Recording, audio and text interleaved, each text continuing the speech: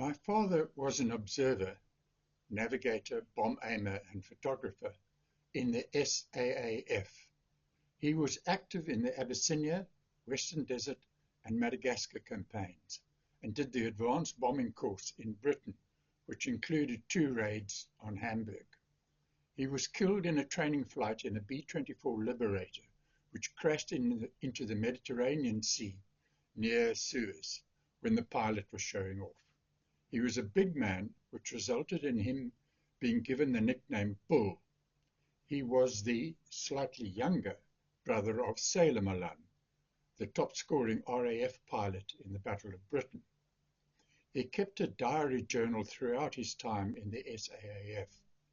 The diary, 4 hardcover books about A4 size, I have presented to the International Bomber Command Center attached to Lincoln University. I transcribed the entire set and added supplementary information such as maps of the action and pictures of the aircraft, which is available from Aircrew Remembered. In it, he recounts the story of being shot down in Madagascar. It is that story that is the subject of this video.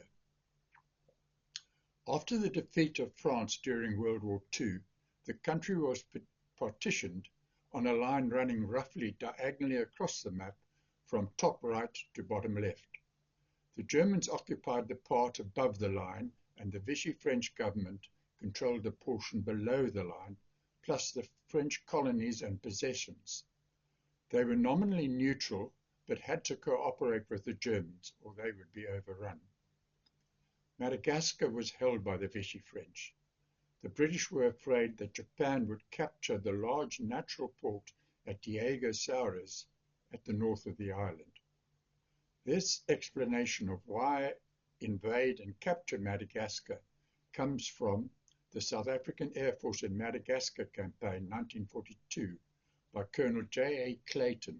Japanese naval and air bases on Madagascar would have constituted a severe setback. The British supply route around the Cape and through the Mozambique Channel to the Middle East theatre of war would have been severely threatened and possibly cut, with disastrous results for the British and Allied forces there. Even South Africa, not far away from Madagascar, would have been threatened.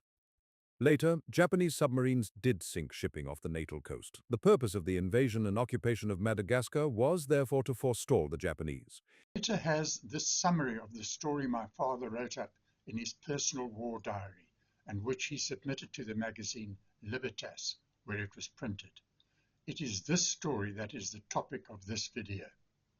On the night of the 29th of May, an unidentified aircraft flew over Diego SAurez. It was thought to be French, but later it was established that it came from a Japanese submarine. On the following night, at about 21 o'clock, there were 2 enormous explosions in the harbor. A Japanese midget submarine had very skillfully entered the harbor, torpedoed the battleship Ramillies and a refueling tanker, and escaped from the harbor. After the attack that night, the Japanese reconnaissance aircraft again flew over the harbor to observe the results. At first light the next morning, all available SAAF aircraft took off. Extensive searches were made of the huge harbor area, the coastline to the north and south of the harbor entrance, and out to sea. But the submarine was not sighted. However, the operation cost a Beaufort, piloted by Lieutenant Scott, which was forced to make a crash landing when one engine failed. The crew was unhurt. An amusing sidelight to this event was that a number of Air Force officers had been invited to a party on board the Ramillies that night.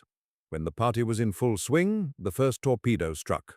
Everyone was rather taken aback. Our medical officer, who was also one of the guests and a rather heavy drinker, was so shaken by the sudden violent explosion under his feet that he gave up drinking altogether. Reports then came in from Malagasy natives of a seaplane landing and taking off at Lotsiana Bay on the west coast. The Japanese were looking for their midget submarine. On the 2nd of June, a patrol of commandos found the 2 Japanese crewmen of the submarine hiding and shot them dead. There was a row about this at Army HQ, as the 2 Japanese could possibly have given important information. Drawings of the harbor, HMS Ramillies, and the submarine's logbook were found on the bodies. The submarine had, unfortunately for its crew, gone aground on a reef, but they had managed to get ashore. The wreck of the submarine was later found. This was the start of the Japanese offensive in the Indian Ocean. It was carried out by Admiral Ishisaki, commanding the 8th Submarine Flotilla, consisting of 5 large submarines and 2 supply ships. 2 of the submarines carried aircraft, and 3 carried midget 2-man submarines. They sank a total of 24 ships in the Mozambique Channel, including 2 off the Natal coast.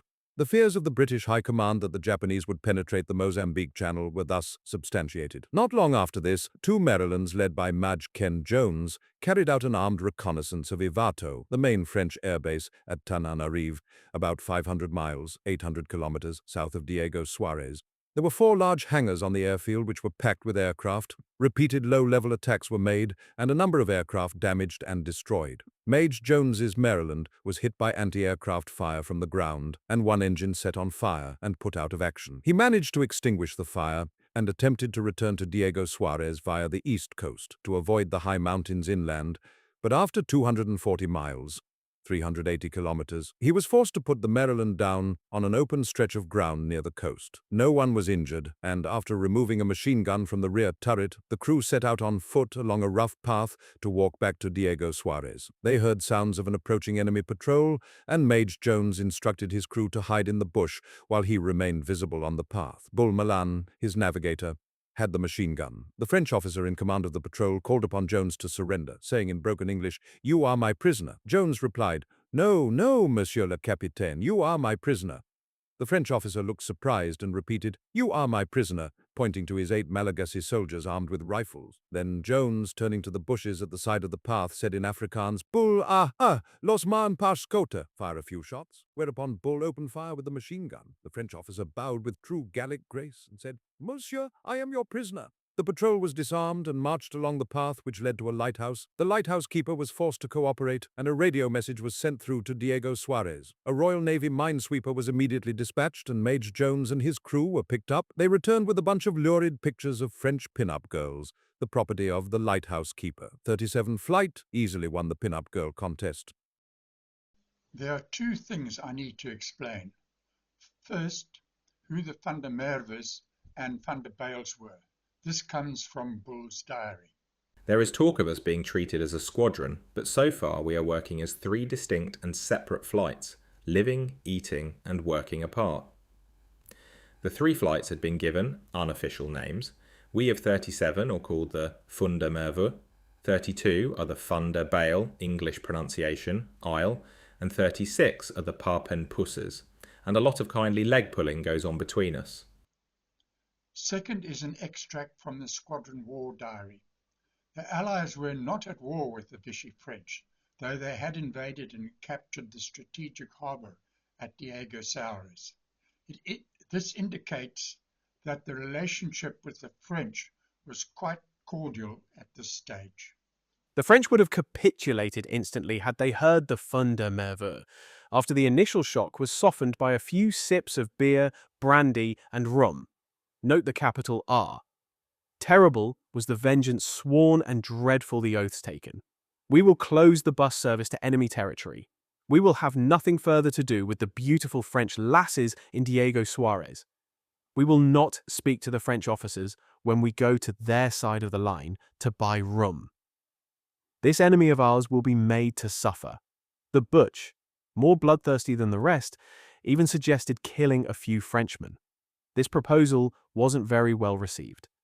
It was felt that such drastic measures will not be in keeping with the general policy of a live and let live.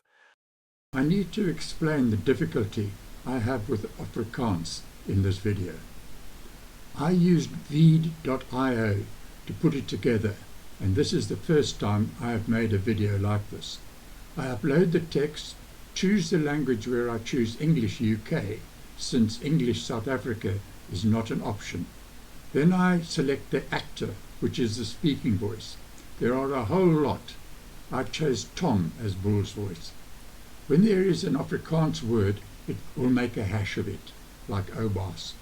I then replace the Afrikaans word with a phonetic spelling of it. Sometimes it works, and often it is a poor rendition. When there is a sentence in Afrikaans, I set the language to Dutch, as Afrikaans is not available, though it is supposed to be. Then I choose an actor who sounds fairly close to an Afrikaans speaker. It is poor as Afrikaans. There are several people who speak English in the script, I choose different English actors for each, so they sound different. The problem arises when they use Afrikaans words. Phonetic spelling was way off, so instead I inserted another Dutch character who sounded vaguely similar, but it is clearly a different voice. That is the best I could do. There are also a couple of French characters who speak English. Here I simply load the English script and choose a French language character, and it comes out quite well. Here is the story as it appears in my father's war diary. Half-hour later. I'd hardly put my diary away and was going to bed when the ball was set rolling. I'm duty pilot today, so that's how I get the dope firsthand. Frantic telephone calls, everybody on standby. There have just been 2 violent explosions and machine gun fire in the harbour. The Ramillies has been hit by 2 torpedoes. So the plane over the harbour last night, 9th July 1942. I see I left off in the middle of a sentence on the night of the Ramillies affair. I'm not surprised, what with telephones ringing 2 and 3 together, and everybody wanting to know what the hell. It was a glorious flat spin, and I really do think the Air Force spun the least of all.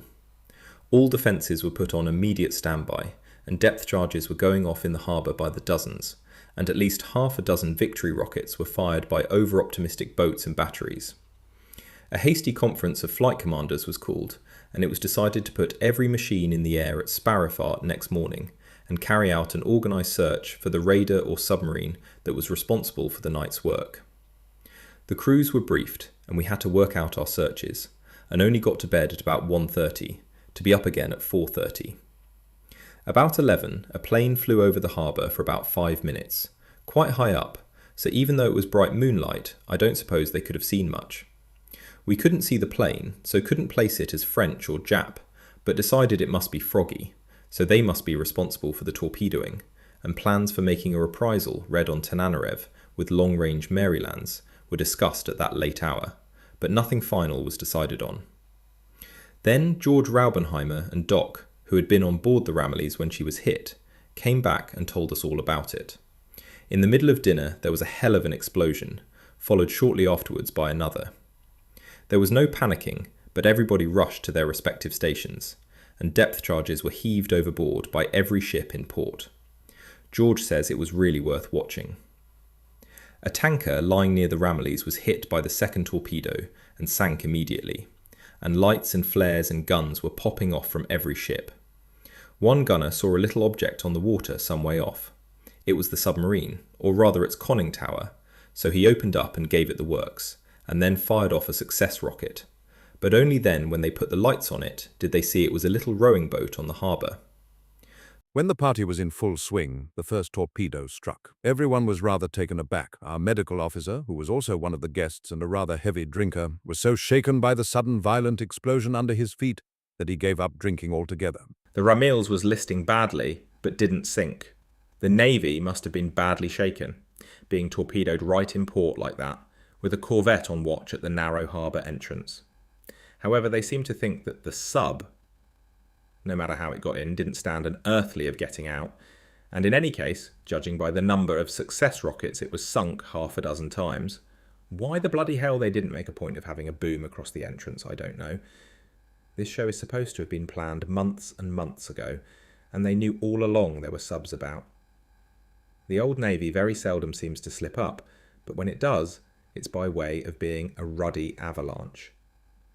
Next morning, we were up before light. But when we got down to the drome, the colonel said the plans had been changed and that 2 long-range Marylands were going down to Tananarive aerodrome on a reprisal raid to shoot up any aircraft to be seen.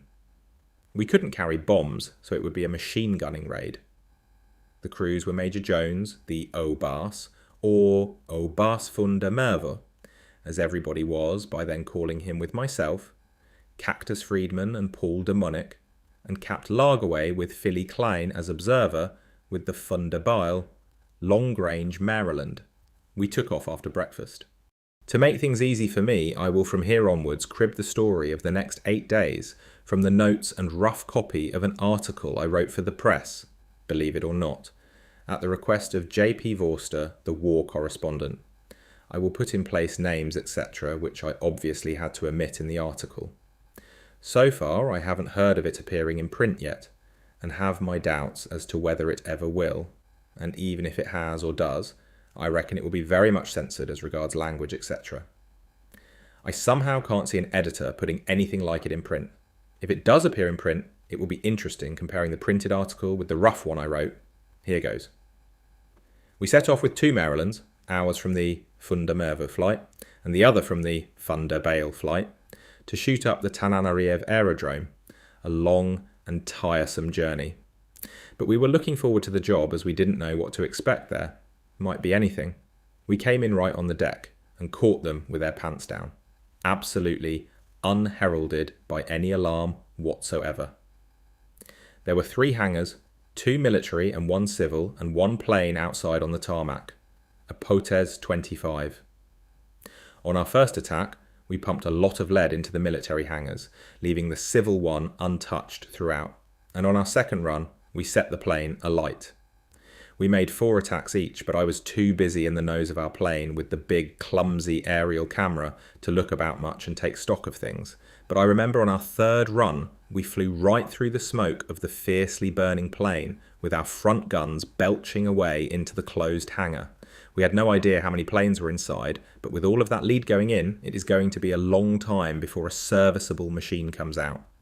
In the meantime, the Funda Bales were playing up merry hell with the smaller military hangar, the door of which was open, exposing a lot of planes packed closely together, which suffered badly at their hands.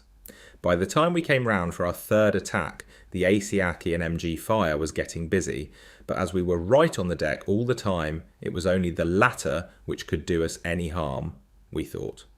We came in for our 4th and last attack, pulled up over the hangar, and were on our way back home. The job done, and well done. We were about 5 miles away from the drome when wham! Something hit us. I immediately turned round and saw that the O-Bars was okay, and at the same instant I smelt something burning. Our starboard engine had a big gaping hole in the top cowling, and a fire was burning away merrily inside the engine. The O-Bass switched on the extinguisher housed in that engine, switched off its petrol supply and feathered the prop, adjusted the propeller pitch to eliminate air resistance. And in no time the fire died out and we breathed freely again. But our troubles were by no means over, as we were 500 miles from home on 1 engine, high mountains to cross, and not enough petrol to get us home in any case as the 200 gallons. In the starboard wing tank was so much dead weight, the shell had severed the crossfeed pipe, and instead of doing a ground speed of over 200 mph, we were battling away at 130, the jagged flap of cowling causing a lot of drag. On the other hand, however, we were pretty damn lucky to be in the air at all, with the O-Bars at the controls nursing 1 very good Pratt & Whitney engine, and it was very reassuring to see the other plane weaving above us, keeping a lookout for any fighters. We made for the coast in a roundabout way, keeping well clear of any towns and aerodromes. That engine and the O-Bas took us 300 miles, until with only 30 gallons of petrol available, we sighted a likely looking stretch of beach. In the meantime, Paul was rattling out a running commentary on the Morse key to our base, and after the O-Bas had circled the sandspit once to make sure, and straightened out for the landing, he tapped out the last message. HPH, the O-Bas, landed with his undercart up, making what is technically called a split-arse belly landing, the other kind being referred to as mere arrivals. Well, there we were, all unhurt, at Fampatakli on the east coast of Madagascar in one of the most delightful spots you can imagine, the lovely forest-fringed beach of clean sharp coral sand at the mouth of a broad lagoon-like river, huge breakers pounding the shore on one side of us, and a lovely stretch of calm water on the other, and a neat little native village close by. An ideal picnic spot, quiet and peaceful, with the other Marylands circling about overhead. It was then Bunny, Funda Bale, dropped us his emergency rations, which so nearly hit yours truly in the clock. Paul, in the meantime, got busy on the radio again, requesting that a destroyer should be sent down to rescue us, so everything was tiggity-boo, and all we had to do was take life easy and enjoy ourselves where we were for a day or two. just what the doctor ordered. The damaged engine baffled us no end, though, as we couldn't discover where the shell had entered. Not a sign of a hole anywhere, except the big gaping one at the top. Then we noticed that some of the shrapnel holes were pierced inwards and downwards. The obus solved the mystery. We had been hit from the top, and as we were flying straight and level at the time, it was obviously the work of a spent but unexploded shell on its way back to Earth. I wonder whether any other planes had been hit that way before. As soon as the other plane had left, a lot of natives appeared from the jungle edge. They were the more daring element of the population of the little village on the riverbank about 500 yards from the beach. They seemed quite friendly and not a bit afraid. Not even of the villainous aerial camera which I was using. Paul came to the fore as being the linguist of the crew and got on very well with the natives in spite of the fact that very few of them knew any French words. However, my faith in his French was badly shaken when he started parley-vooing with one of the native women about buying some eggs. He was explaining to her with great gusto, but got stuck for words and had to resort to gestures. But his gesticulations were so confusingly eloquent that the dusky maiden got the wrong idea and went all coy and bashful-like, and tucked her chin into her shoulder, over which she looked at him, as much as to say, "Oh, you naughty man." It was too much for me. My knees collapsed, and I sat down on my haunches and howled with laughter. I still consider my attitude and my cackling worked the trick, because in no time the eggs were forthcoming. Paul, however, still insists that those eggs were his purchase. The natives very soon brought us coconuts, bananas, and Madagascar lemons, and those, together with the emergency rations of the two planes, which included cigarettes, milk, chocolate, glucose sweets, and the inevitable army biscuits and bully beef, formed fare fit for a king, and we lived like fighting cocks on the fat of the land ever after. I can't pass over the Madagascar coconuts as lightly as all that. By Jove, they have to be tasted to be appreciated, with that characteristically elusive flavour, infinitely superior to those found on the East African coast. We hardly drank any water at all, and we could get as much as we wanted. The natives brought it to us in 10-feet lengths of bamboo, something quite unique in the water bottle line. For our bedroom, we used the leeward wing of the Maryland, sleeping on the open parachute, and using our inflated Mae Wests as pillows. Very comfortable, and as one of us was continuously on guard, there was ample room. During the daytime, we had very little privacy as the whole of that part of Madagascar and its family came to have a look at the plane and us. We made full use of their curiosity to obtain whatever labour we needed for collecting firewood and even digging a trench near the end of the sandspit, where, with our machine guns, we were ready to hold the beach for days against any attack. Cactus took on the job of cook, and a damn good one he made too, with the able help of a very obliging, healthy-looking young native who attached himself to us on the second day. By the third day, when we realised that we were in for a Robinson Crusoe existence, and the boy became all the more attached, what other name could there be for him other than Friday? The cooking of Cactus and Friday was superb, especially after what we had been putting up with previous to that. We had one of those army chestnut cooks in camp. You know the one I mean. Who called the cook a bastard? And the reply, you mean who called the bastard a cook? On the second day, Paul and Cactus went to the village to do some marketing and eventually returned with some coffee which had been burnt and ground for them on the spot. Lots of rice, salt, sugar, a duck, and a fowl. I'm sorry I missed that, but Cactus says Paul had to do a lot of quack-quacking before he obtained the duck, while the poultry was being plucked on the beach under the curious gaze of the usual crowd of about 30 natives. One of our planes came over to see how we were faring, and to drop us a note and further supplies. In no time, every man-jack of them had vanished into the jungle. It was a treat to see them. SAAF Across the beach, while the plane was circling about, not one of them would come out of hiding. When the machine had left, the natives reappeared, and Friday brought me the dressed fowl, which I very nearly dropped. I was honestly puzzled for a split second. How had he managed to turn it inside out like that? There was the blinking rooster. Luring. At me through its own Pope's nose. Friday burst out laughing when he saw my momentary mystification. He had stuffed the rooster with its own kidneys, liver, etc., and its head. It looks so realistic and to me so absolutely ridiculous.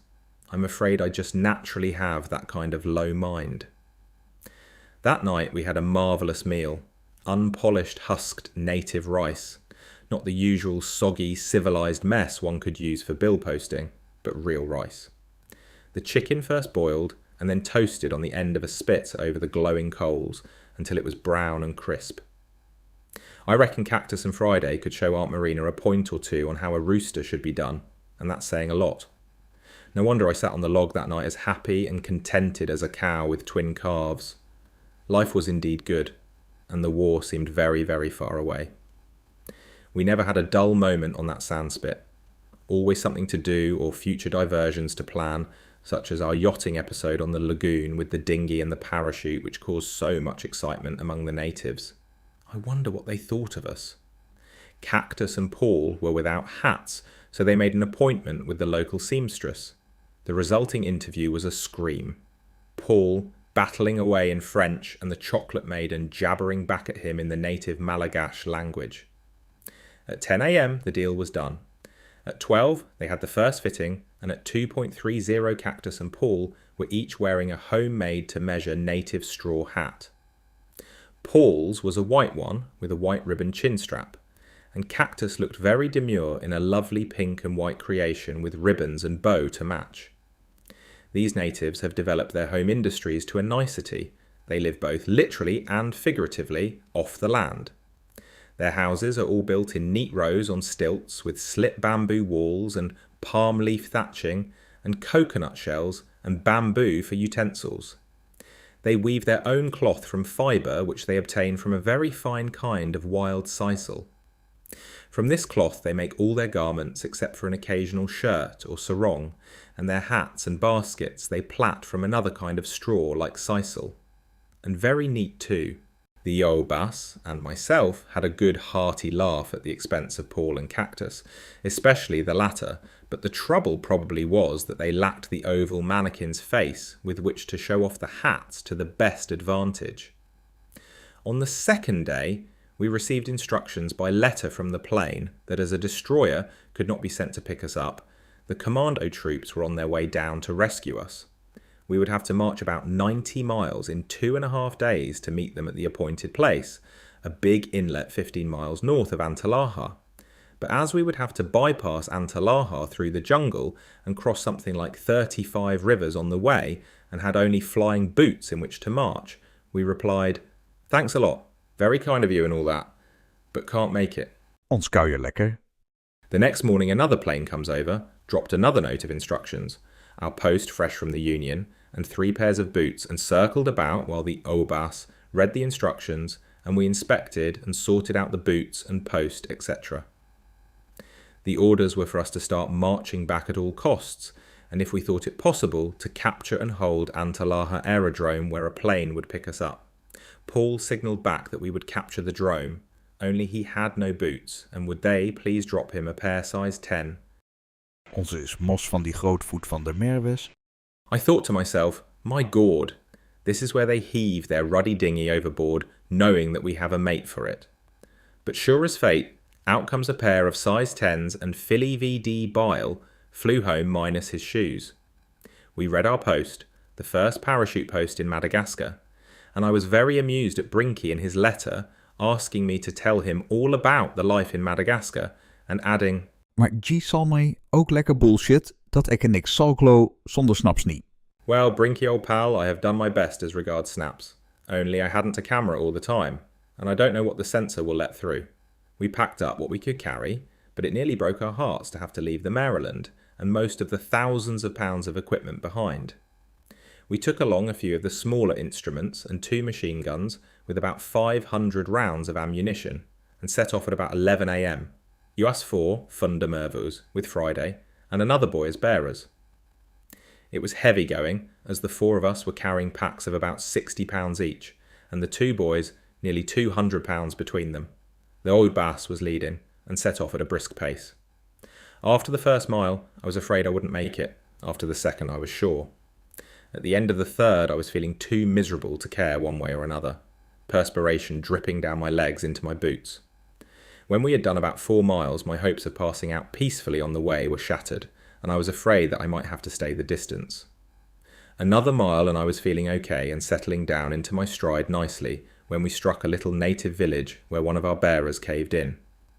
He had been swaying a bit the last mile or two, knee action gone wonky, so we traded him in for a new model at the village and went on our merry way once more.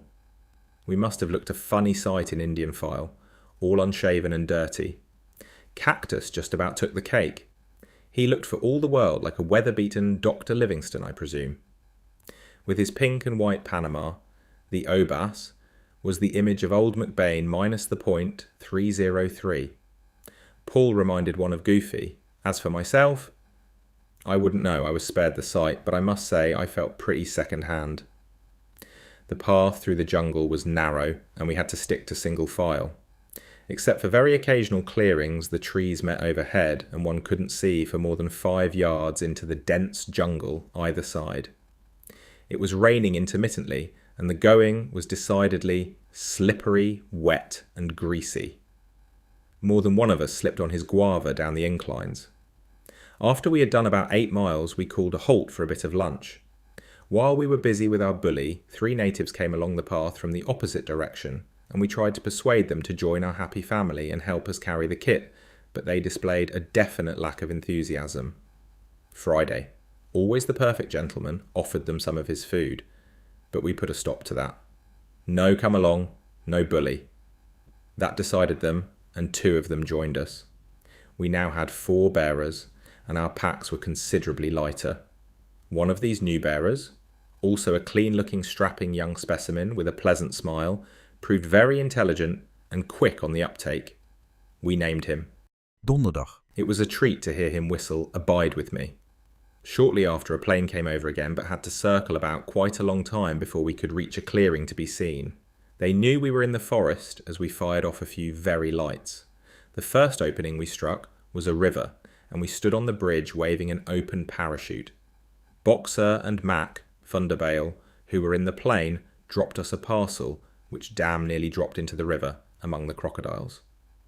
When we retrieved it, we found its contents to be a lot of small change, some more bully, and a note stating that an armed escort with a military policeman was snooping around the drome investigating the disappearance from the army stores of a brand new motorcycle. The suspect being Lieutenant Bull, Fun de Merwe. It beats me how people can jump to conclusions just because a SOT colonel lost a black motor car, and 2 days later the Fun de Merwe were driving about in a freshly painted silver car. There were a lot of silly questions asked. The Fun de Merwes still have the silver streak. And now this bike, she's a honey, holds the road like dream at 70, so I am told, but fancy coming to the Fun de Merwes for it and picking on me. Nasty habit they're getting into. However, they haven't found the bike yet and have given up the search. We hope. Attached to the parcel was a large streamer telling us in bold print to drink more Castle beer. These Fun de Bales have a weird sense of humour. We did about 12 miles that day, putting up at a rest house in the next little native village, very thoughtful of the French authorities providing us with the rest house. 3 buildings, cookhouse, bedroom, and House of Parliament, complete with seat of government. Here we bought another rooster and some coconuts, and the bearers made a big fire in the cookhouse over which they dried our sopping wet cloths. It was raining cats and dogs by now. That night, Friday proved himself beyond all doubt. When darkness fell, the Obas said unto Friday, "Friday, there shall be light, and lo." There was light.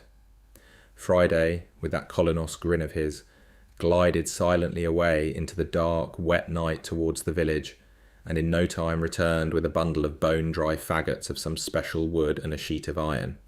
And when he had made his little fire, it was really amazing what a lot of light it provided. While our clothes were drying over the cookhouse fire, we sat in the bedroom, draped in pieces of torn-up parachute, looking for all the world like the jolly old tinker in the army song, with yards and yards of Jap silk hanging down below his heels. When the chicken had been cooking for about 2 hours, and the 4 of us, clad like Gandhi, were sitting around our bedroom light, Friday came from the kitchen, took one of the sharp faggots, speared a leaf, held it over the fire, glanced at Cactus and said only one word with a question in his voice. Kiki? Just a nod from Cactus in reply, and out went Friday back to the kitchen. Just like that, nothing more said, but the whole situation was as clear as daylight. The spaghetti waiter had come up to our table with his serviette over one arm, and one of those oily, smarmy smiles plastered over his greasy face, and gushed, "How would you like your chicken this evening? May I suggest it a la Cactus Friday? Crisp and done to a turn? Yes, no." And we knew that within 2 minutes that chicken would be toasting over the coals with a spit up its sunny side. Friday, you are a real discovery and a precious gem. Such complete understanding, so little fuss, just plain common or garden savvy. If only international understanding was half as complete and could surmount the language and other minor difficulties half as easily, there wouldn't be any need for all this war. That night, we decided that when the time came, we would give Friday the option of going back to camp with us, to be head batman and mess waiter for us in the Fonder Merwe mansions. And on our return to the Union, we could again put it to him. We could get round all the red tape of the immigration regulations, we reckoned. But then, on the other hand, would it be fair towards him to exchange this free natural life of his for our so-called civilization? We were very thankful for the rest house as it rained steadily all night, and next morning, when we continued our 76-mile march to Antalaha aerodrome, we knew there would be no planes over that day as it was raining. So hard flying was out of the question. Even the birds were walking. 10 miles through the dripping forest, and we passed, coming our way, 2 natives carrying a big wooden chest, but we just kept marching on, the Oebas, in the lead setting the pace. Shortly afterwards, Friday became agitated and tried to tell us something pointing back along the path where the box had passed from view and towards the front, and saying District Antalaha. But we couldn't make out what it was all about, so we simply reassured him that everything was okay, a term he seemed to understand, and carried on. But 5 minds. Later, we discovered what the faithful Friday had been trying to explain to us. As we rounded a bend in the path, we saw, not 50 yards from us, and coming towards us, a big party. Native askaris with rifles and any amount of native bearers, and perched in a carrying chair on the shoulders of 4 of these bearers was a neatly dressed French officer who looked as if he had just stepped out of a Bond Street tailor's what now. The Oebas spoke over his shoulder, "Get out your guns, I'll go up and parley," and strode straight on, while Cactus, Paul and myself unpacked the machine guns and got out our revolvers and sat at the corner of the path, all bristling with firearms like real Chicago gangsters. After passing the time of day, etc., it transpired that the Frenchman could speak English moderately well, so the proceedings went on in English, but Paul was called in to help out while Cactus and myself kept a watchful eye on the proceedings from the bend in the path. This is more or less how it went. Froggy. I didn't expect to meet you here. Thought you were still at the plane. AU bars, tired of sitting around, taking a bit of a stroll. Froggy. But you're going wrong way. We must go south. The eel behaves. No, we're on our way up north. Froggy.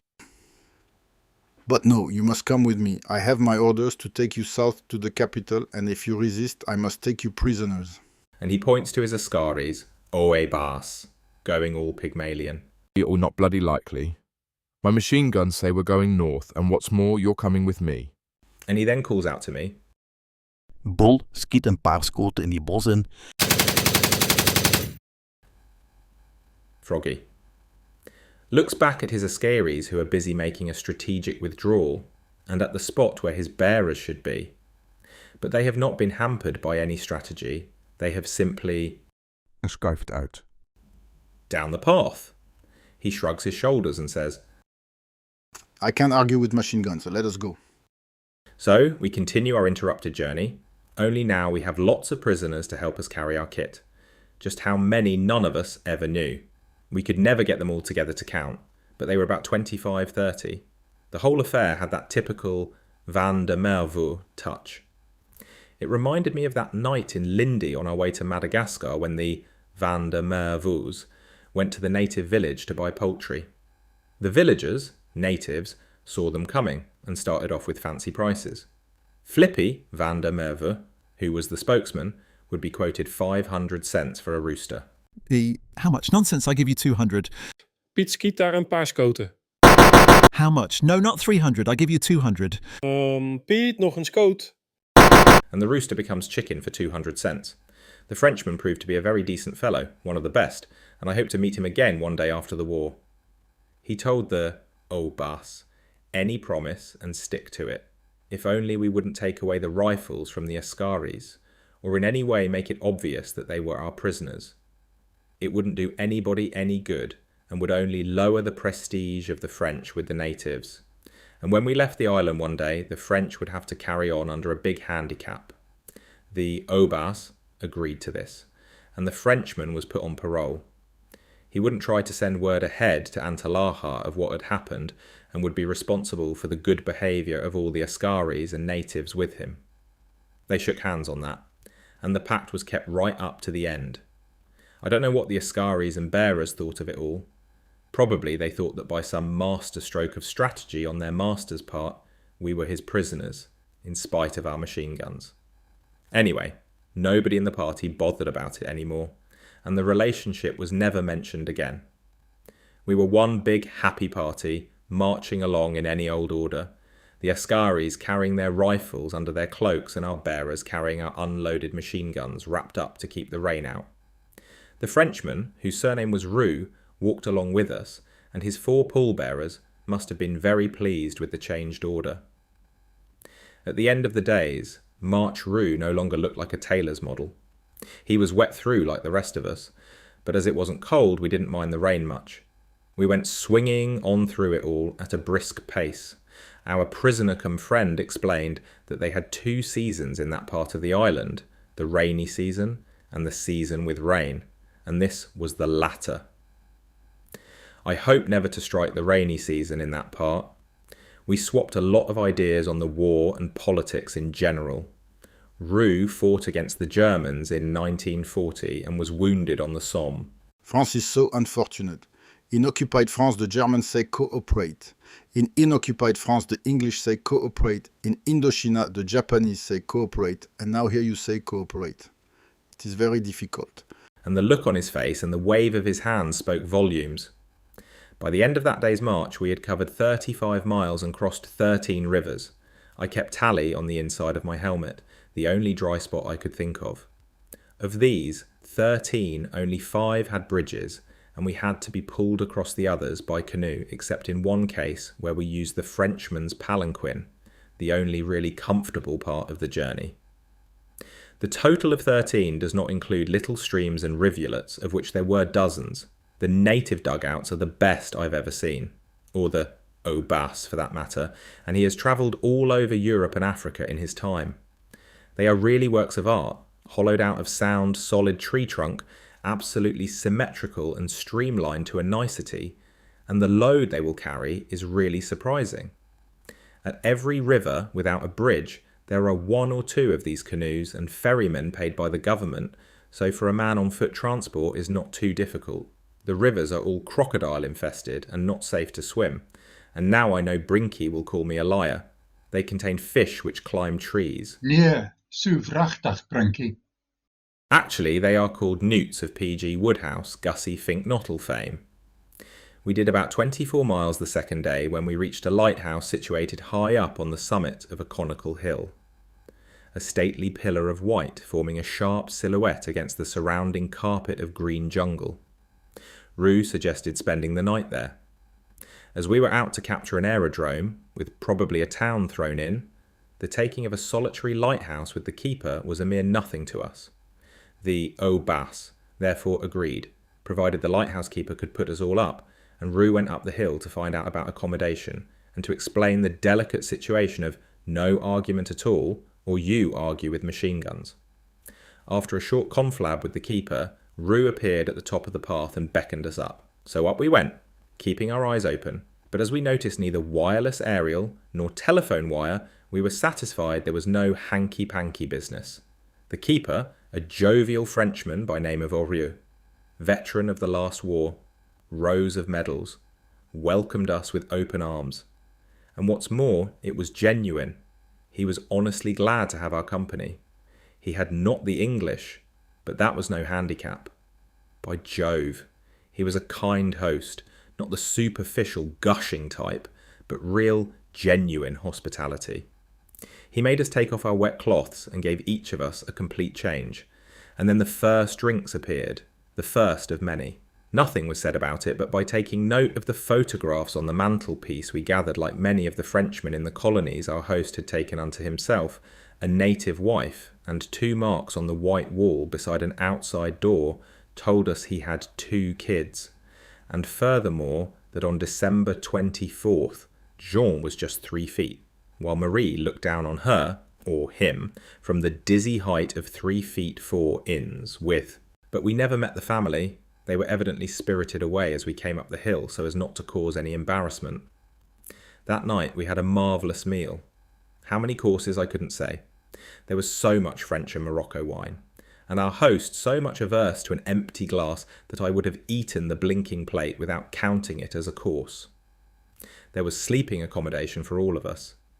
The Oebas and self in a double bed, Paul and Cactus in a double bed, and the 2 Frenchmen each on a stretcher, and the askaris and bearers in the native quarters.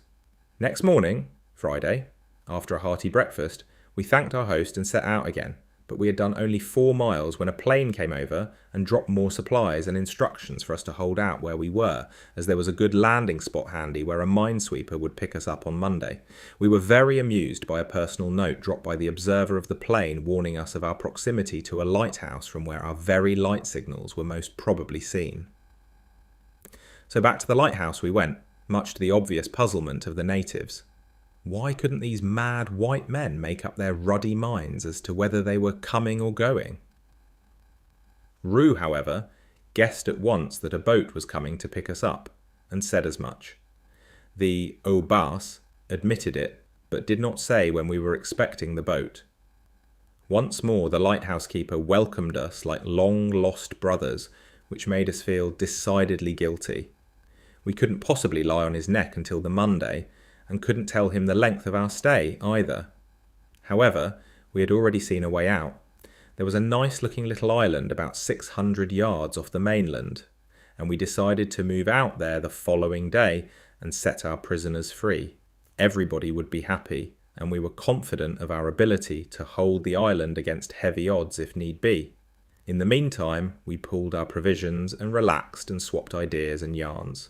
The lighthouse had a wonderful view, overlooking a wide expanse of wooded shore, the coral reef about a mile out forming a placid blue lagoon with our island, of about 2 morgen at the utmost, sticking out so invitingly like a dog's balls, all made to order and waiting for us, Thunder Mervers, to do their stuff.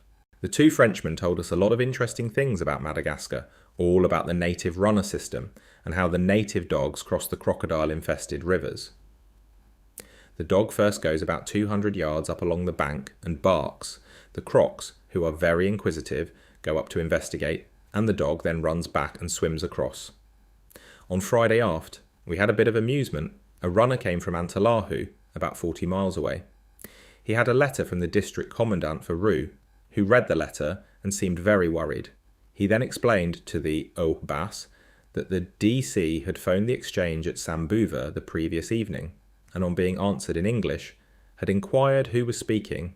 Marie Antoinette was the reply. The English were on their way down, and he had to pack his bags and prepare to evacuate. But first of all, he sent a note of warning to our prisoner, whom he thought had taken us prisoner.